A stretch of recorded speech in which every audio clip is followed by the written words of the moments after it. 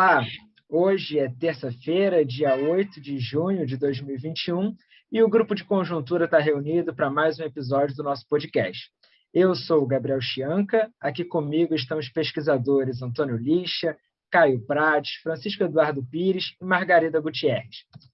Hoje, como foi prometido, nós continuamos abordando os resultados positivos do PIB divulgados na semana passada. Nós já começamos a abordar esses resultados e hoje vamos aprofundar um pouco o debate, falar um pouquinho de crescimento, os impactos desses resultados também nas expectativas e no mercado financeiro. Então, a gente tem uma conversa bem interessante, porque esse tema dá muito pano para manga. Professor? Bom, eu vou começar aqui tratando de um ponto que foi um dos destaques, foi uma das maiores surpresas, no meu entender, do desempenho do PIB no primeiro trimestre, foi o crescimento do investimento. Eu confesso que eu ainda não tenho uma explicação boa para isso, que eu também não ouvi, não li uma explicação razoável, pelo menos completa, sobre isso, mas eu procurei analisar os dados, pelo menos os dados abertos sobre o investimento, né? Houve várias dúvidas, inclusive quanto ao fato de que se isso seria uma coisa muito localizada, se teria a ver com importação de plataformas, etc., etc. E, à medida que eu analisei esses dados, eu percebi que não foi localizado, e é isso que eu queria aqui só comentar alguns dados a respeito. Eu olhei tanto os dados abertos do IPEA, produzidos pelo IPEA, sobre o consumo aparente de bens de capital por categorias, como olhei também uma série especial de produção, as séries especiais do IBGE. O IBGE faz séries especiais de produção de bens de capital assim, bem detalhada, e também de produção de insumos da construção civil. E aí o que a gente nota? Eu vou comentar primeiro o dado desse, que é mais compatível com o PIB trimestral, que é a comparação desse trimestre com o trimestre, esse primeiro trimestre do ano, com o trimestre imediatamente anterior, ou seja, o último trimestre de 2020, né? Comparação que se faz com ajuste sazonal. Quando a gente olha esta comparação, a gente vê um crescimento razoavelmente generalizado no consumo aparente de bens de capital. O consumo de máquinas e aparelhos elétricos cresce 3,5% num trimestre, o que dá um crescimento anualizado de 15%. Esse aqui e o outro item, que é máquinas e equipamentos, que é o mais digamos assim, é aquela categoria assim, mais consumida, de uma forma geral, pelos investidores, o crescimento foi de 10% no trimestre, o que dá um crescimento anualizado de 47%. Houve um item que teve uma queda no trimestre, que foi outros equipamentos de transporte, exceto veículos automotores, que é exatamente aonde estão as plataformas de petróleo importadas pelo regime do Petro, né? E aí houve uma queda de 34%. Mas nos outros setores, em geral, houve alta. Então, eu resolvi olhar para esmiuçar um pouco mais esse dado, a série de produção de bens, essa série especial de produção de bens de capital do IBGE, a que eu me referi. Essa série, a gente não dispõe ela não é passível de ajuste sazonal na avaliação do IBGE. Então, ela é um tipo de série que a gente só pode comparar o primeiro trimestre desse ano com o primeiro trimestre do ano passado. De todo modo, é uma comparação bastante relevante.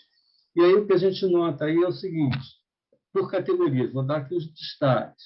Bens de capital para fins industriais, ou seja, o investimento da indústria em máquinas e equipamentos. Teve um crescimento no primeiro trimestre de 12% em relação ao igual período do ano anterior.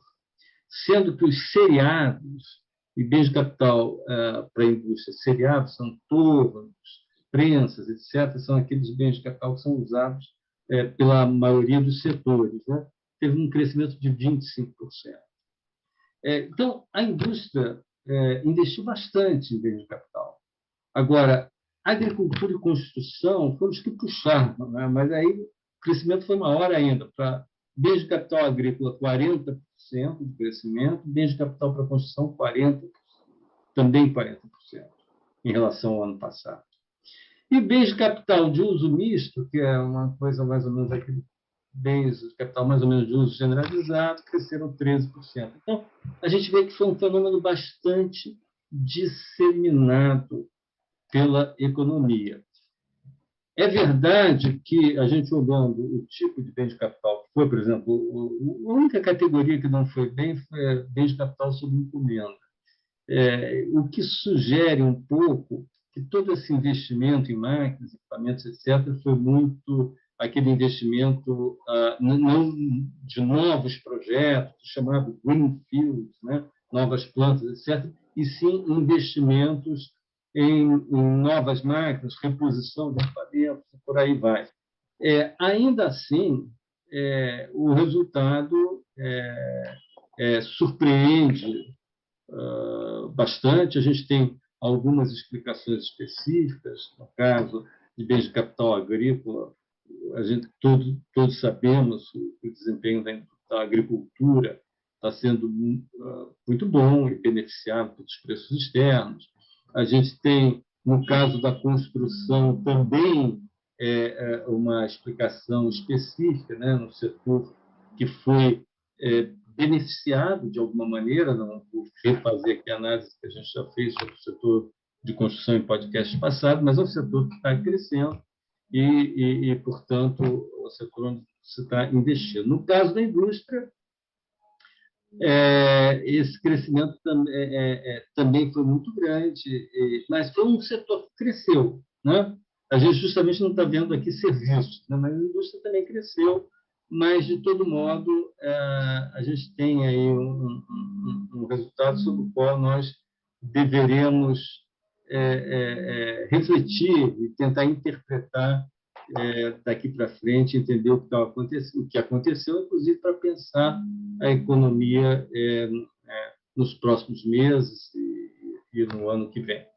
Então, eu queria só fazer essa introdução inicial, porque esse aí foi um dado que chamou muita atenção, então nós resolvemos dar uma olhada aqui, fazer uma análise um pouco mais aberta, né, decomposta, né, para ver se a gente enxergava aí, mais ou menos se teria sido resultado de algum fator específico ou não. Aparentemente não foi esse o caso. Então, feita essa introdução, eu passo aqui para os meus colegas aí continuarem essa análise, né, do que está acontecendo e das perspectivas. Bem, eu começaria destacando um processo que estava em curso, mas se acentuou muito no período recente, ainda mais depois da divulgação do PIB, que é uma melhora muito significativa das condições financeiras da economia, refletida no comportamento do dólar e das taxas de juros de mercado, né, que precificam a taxa Selic, na verdade, para horizontes variados de tempo. No caso do dólar, a gente partiu de aquele período mais crítico, ali de março, abril, de muita incerteza sobre o orçamento, como é que ele sairia, se o teto seria mantido ou não, etc. Onde o dólar rondou sempre ali 5,70, com um tempo por ali. Começou um processo de queda que se acentuou muito no período recente, e agora a gente fechou ontem com um dólar ali 5,03, a hora que eu olhei hoje continuava mais ou menos estável em relação a ontem. Uma queda espetacular nesse período muito curto. Por outro lado, no lado dos juros, da curva de juros futuros, o que a gente teve de mais notável foi um grande o que se chama de achatamento da curva de juros. A diferença entre juros longos e juros curtos. No caso, um indicador privilegiado disso é os juros de 10 anos, precifica a Selic no horizonte de 10 anos, e a Selic precificada na zona de 1 ano. Então, a gente teve uma redução dessa diferença muito significativa, e isso é sempre um termômetro do grau de incerteza à frente, dos prêmios de risco que estão colocados à frente. Então, achatar a curva é um indicador favorável, pode ser lido como a redução de incertezas. É claro que parte do achatamento da curva teve a ver com os juros curtos terem subido por conta da preocupação maior com a inflação. Mas ocorre que os juros longos também se comportaram de maneira benigna e também tiveram algum recuo não desprezível. Então, o achatamento não foi só porque os juros curtos subiram por causa da inflação, mas é porque os longos também, os muito longos caíram. Para vocês terem uma ideia, para dar um dado objetivo disso, a diferença entre a taxa de 10 anos, né, a Selic precificada para 10 anos, né, na média de hoje a cada 10 anos, e os juros de 1 ano, a diferença entre essas duas taxas caiu para 3 pontos percentuais. E ela estava acima de 4, ali naquele momento mais crítico de incerteza fiscal, do orçamento, etc., ali em março, início de abril. Uma queda muito, muito relevante do juro, desse spread entre 10 anos e 1 ano. Para efeito de comparação, pré-pandemia, a gente vinha operando com esse spread entre 10 anos e 1 ano na faixa de 2 pontos percentuais. Eles passaram de 4, como eu falei agora, estavam acima de 4 há pouquíssimo tempo atrás, agora caíram para 3. Então, houve uma melhora sensível por esse lado. Essa melhora sensível está sendo atribuída de maneira unânime, não só o fato lá atrás de que o orçamento saiu com uma manutenção do teto, o abandono do teto era uma coisa muito temida pelos investidores, mas também pelas coisas recentes, quer dizer, e em particular as expectativas que afinal foram confirmadas quando o PIB foi divulgado no 1º de junho, de um crescimento surpreendente no primeiro trimestre, e isso depois desencadeou uma onda de revisões, já vem de algumas semanas, mas ganhou um novo fôlego depois da divulgação do PIB, de projeções bem mais otimistas para o crescimento desse ano. Então, isso é um fato por trás dessa melhora. A outra coisa é que, na esteira disso também, indicadores fiscais, e o principal deles é o indicador dívida pública PIB, onde o PIB é o denominador, né, sofreram uma enorme, uma espetacular revisão para baixo, na verdade. Depois eu vou comentar isso. Então, se antes se imaginava que a dívida pública poderia ter um pequeno crescimento esse ano em relação a como fechou ano passado, começou a haver um processo de revisão de que, na verdade, a gente vai fechar com a dívida pública menor que a do ano passado, bem menor, e eu vou dar um número próprio, uma estimativa grosseira que eu andei fazendo, que é muito impressionante, dessa queda que deve ocorrer nesse ano na relação dívida pública-PIB. Então, a combinação de um crescimento muito acima do previsto e revisão para o crescimento do ano, não só no primeiro trimestre, e uma melhora desse indicador fiscal-chave, atuaram de forma muito poderosa, obviamente, para contribuir de maneira muito decisiva para essa melhora dos indicadores financeiros.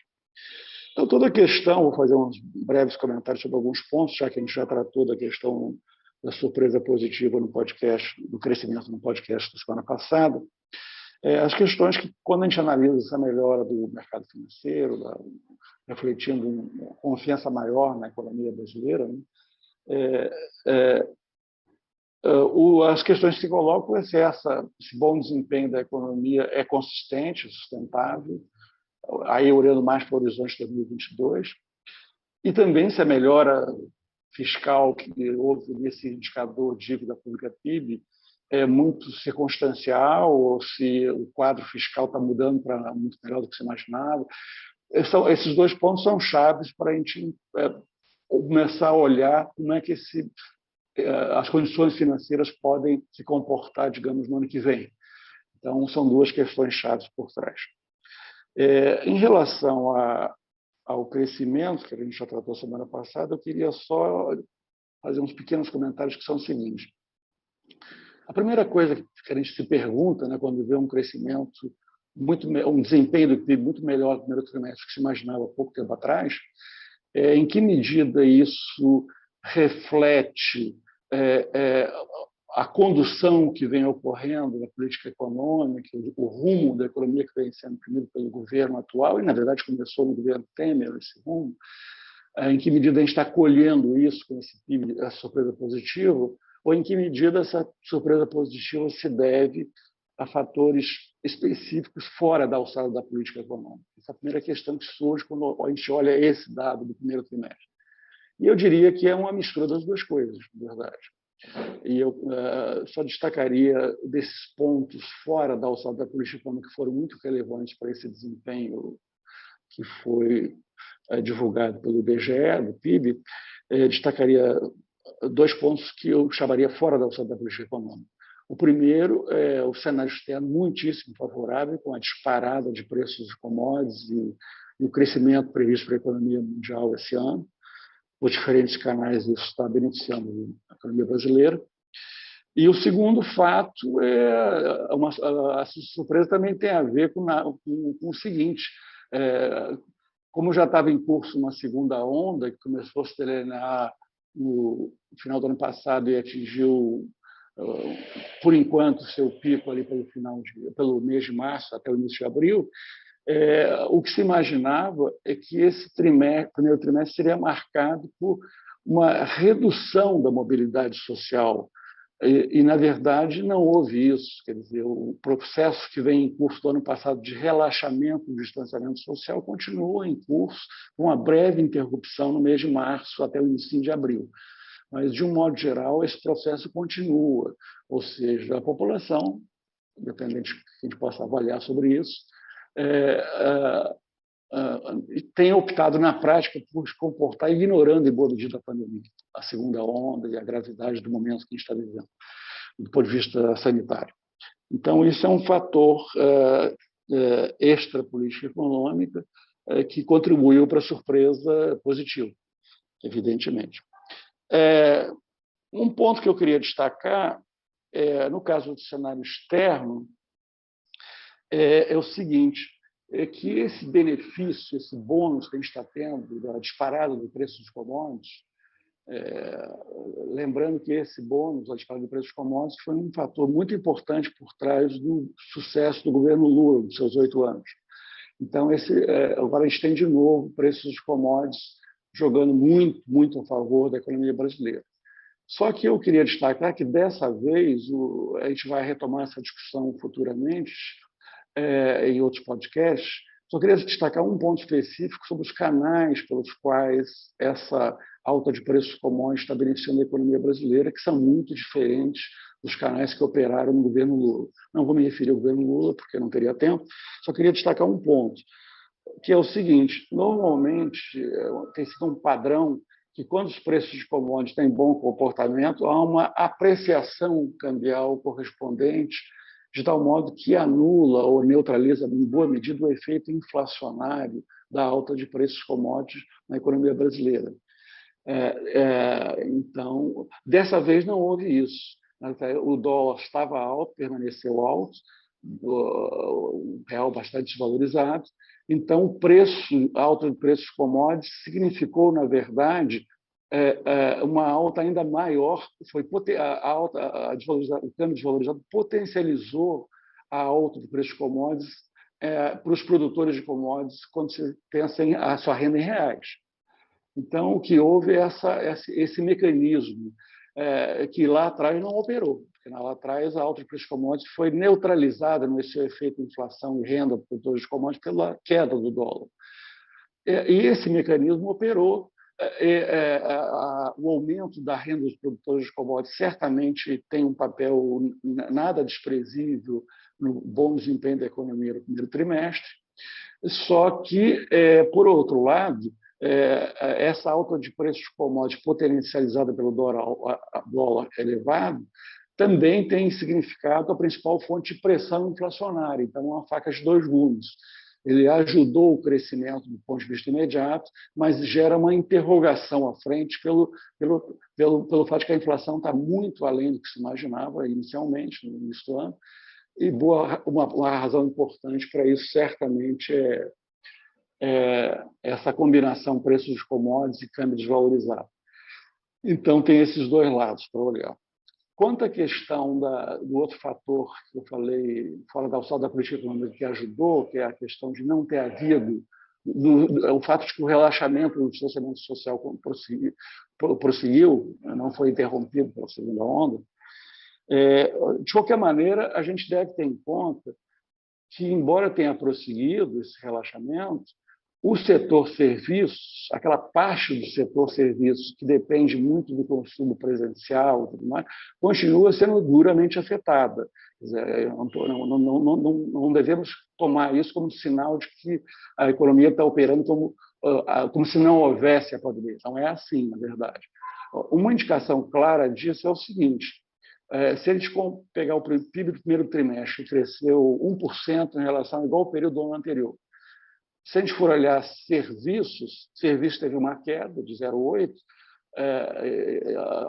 então o crescimento foi totalmente explicado pelo crescimento da indústria e da agricultura, mas mais do que isso, se a gente olhar especificamente o segmento de serviços, que é muito importante para o emprego, para o mercado de trabalho, e que depende do presencial, que aí é o que aparece no IBGE chama de outros serviços, que envolvem bares, restaurantes, hotelaria, serviços prestados às famílias, de modo geral, etc.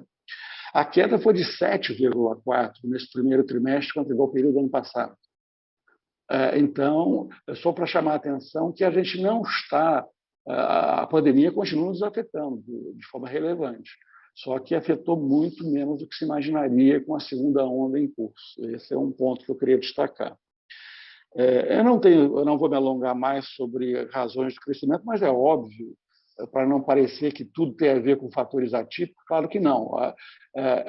O fato é que os estímulos fiscais e monetários do ano passado continuam operando, na verdade.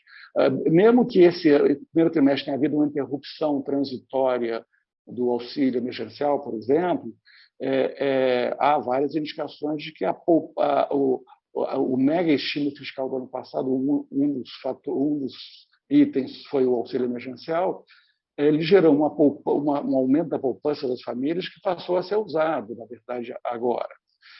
Então, existe uma relação entre estímulo fiscal, mesmo ele não estando, nesse primeiro trimestre, ele não estando operando, há uma herança desse estímulo fiscal operando. E, mais do que isso, há uma herança de juros extraordinariamente baixos para os juros mais curtos. Os juros que subiram foram os longos, por causa da incerteza fiscal, etc. Mas os juros mais curtos continuam, o que se chama de terreno estimulativo, seja a Selic, seja os juros de mercado, que precifica a Selic no horizonte de um ano. Então, a gente tem aí um quadro muito favorável de estímulo monetário que tem muito a ver, eu tratei disso semana passada, só lembrar o ponto, não vou voltar à análise, tem muito a ver com uma herança que vem desde trás, ou seja, o fato de que começou a pandemia com a economia arrumada do ponto de vista do menor nível de taxa de juros Selic da história e a menor inflação da história. Então, esse ponto de partida é muito importante para que opere o estímulo monetário, na verdade, e ele possa continuar ainda no terreno estimulativo, os juros mais curtos e tudo mais. Então, e do lado fiscal, eu também falei semana passada, os estímulos fiscais da magnitude que ocorreram seriam impensáveis se não houvesse a confiança no ajuste fiscal gerada pelas medidas tomadas pré-pandemia, desde lá de trás, desde o teto dos gastos, a reforma da Previdência, as várias medidas que foram sendo encaminhadas para gerar um mínimo de confiança de que há um ajuste fiscal em andamento. Estímulos fiscais, sem isso, não seriam impossíveis. Então, estou querendo chamar a atenção que esse desempenho desse ano reflete ainda uma herança do estímulo fiscal via poupança acumulada das famílias e muito estímulo monetário, de juros extremamente baixos, negativos, na verdade, e a economia operando com uma política monetária operando num terreno estimulativo, claramente estimulativo, para os juros curtos.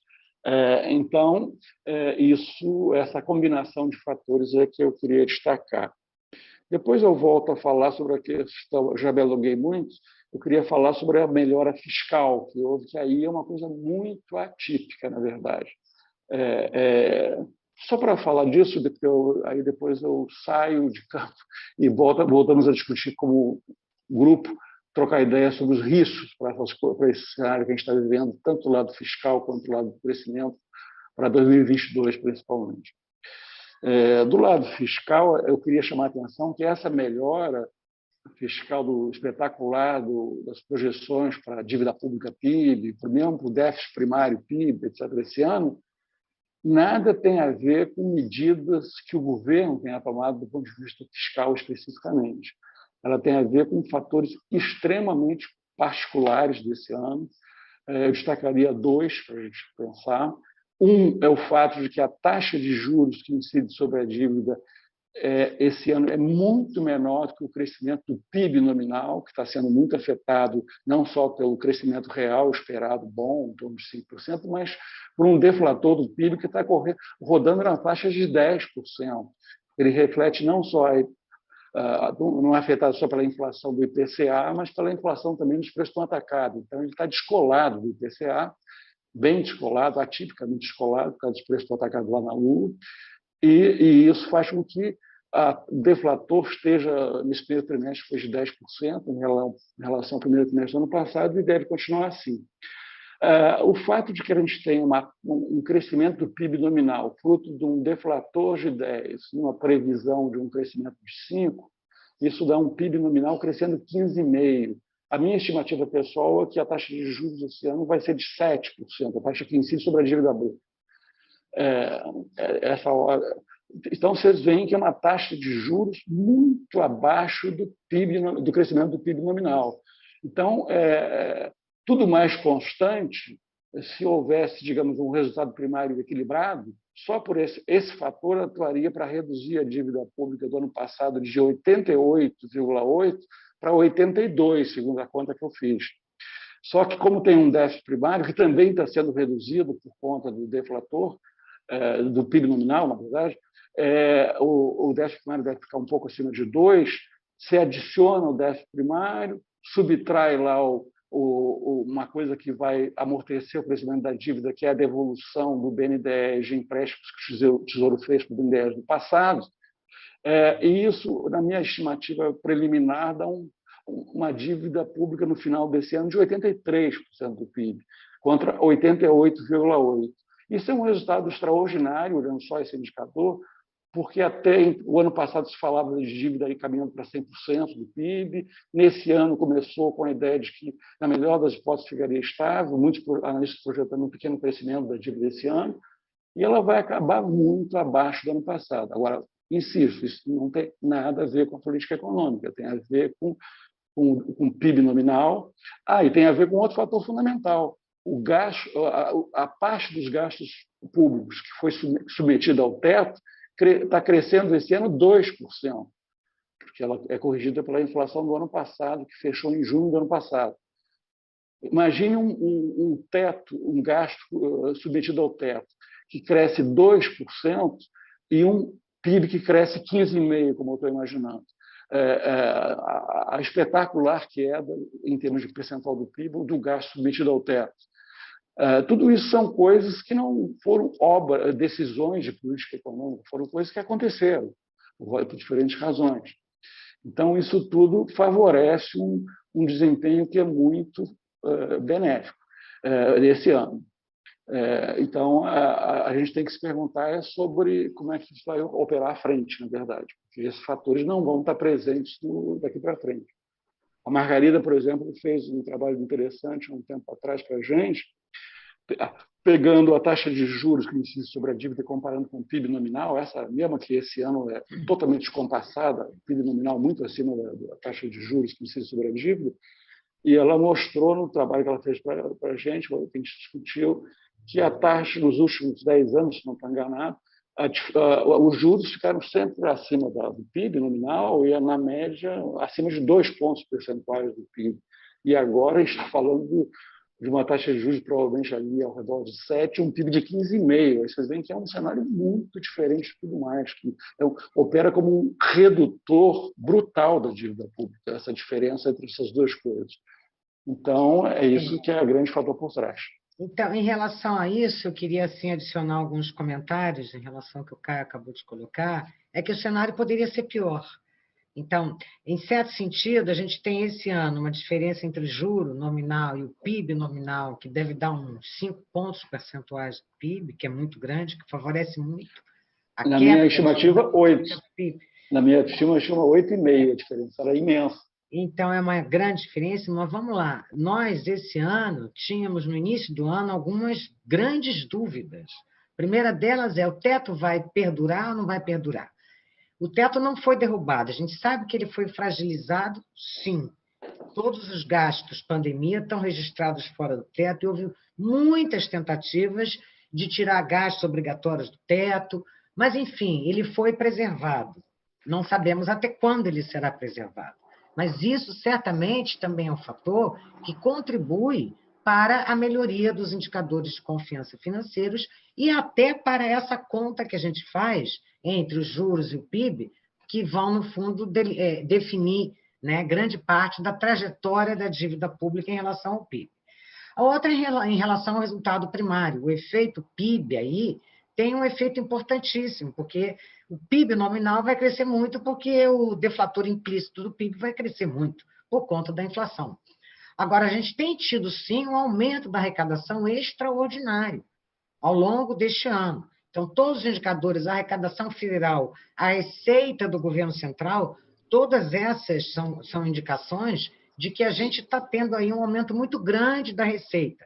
Em geral, a receita cresce em linha com o PIB. Como a gente veio de um ano de pandemia, ainda estamos vivendo uma pandemia, a gente não sabe muito bem como é que vai ter essa relação. Já tem muitos estudos, inclusive, questionando se, neste ano de 2021, a arrecadação vai crescer em linha com o PIB ou não, porque a gente teve uma desorganização, uma mudança muito grande nas estruturas produtivas. Então, isso também pode alterar essa relação que a gente sempre considerou em torno de 1 como algo o mais provável, né? Então, tem aí um indicador importante, que é o aumento da receita, sim, que a gente não sabe como é que ele vai se comportar ao longo do ano, mas que também tem ajudado as contas públicas, além da inflação.